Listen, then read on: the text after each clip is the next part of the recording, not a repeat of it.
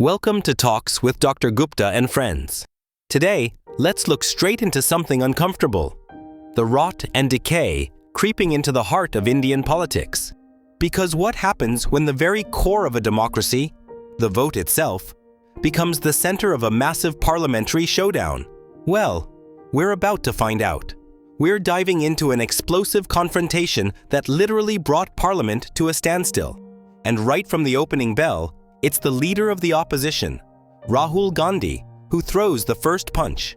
And this isn't vague rhetoric. He issues a direct challenge, a one-on-one debate, backed by evidence he says is already public. Then comes the counterpunch from Home Minister Amit Shah, a sharp, uncompromising rejection. A clear message: I control the floor. And just like that, the stage is set for a no-holds-barred political showdown. But how did a routine debate on electoral reform spiral into this? Let me explain.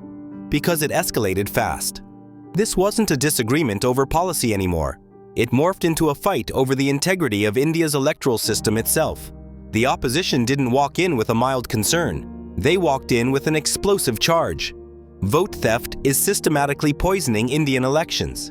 And they backed it with a series of pointed, uncomfortable questions aimed straight at the government.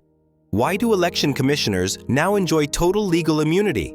Why was the Chief Justice removed from the panel that selects them? Why aren't voter lists fully transparent?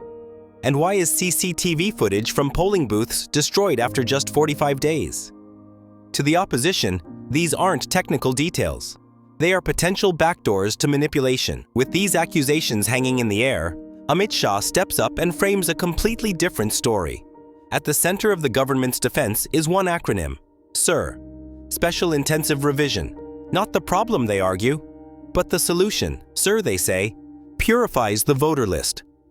On paper, its job is straightforward: add new to 18-year-old voters, remove deceased individuals, eliminate duplicates, and crucially, identify and remove foreign nationals.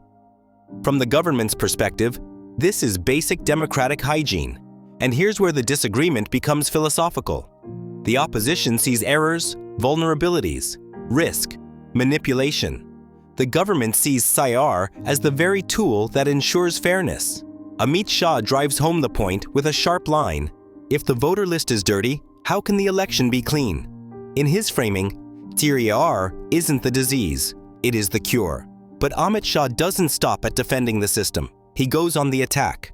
And he goes deep into history. Before firing, he lays out his own three-part definition of vote theft. Gaining the right to vote when you're not eligible. 2. Winning an election through fraud. 3. Overturning the people's mandate to seize power.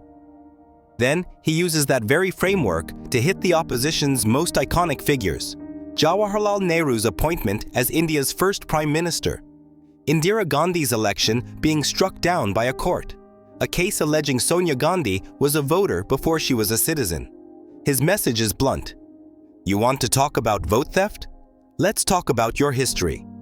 And this is the moment everything explodes. As Amit Shah is speaking, Rahul Gandhi suddenly rises and interrupts him, repeating his challenge for a one-on-one debate. Shah shuts it down instantly. A clear assertion of authority. Rahul Gandhi fires back immediately, calling the rejection a panicked and scared response, flipping strength into weakness right there on the parliament floor. The tension snaps. Within seconds, the entire opposition bloc stands up and conducts a dramatic walkout, leaving the Home Minister delivering his speech to a chamber that's suddenly half empty. The fight doesn't end. It simply changes location.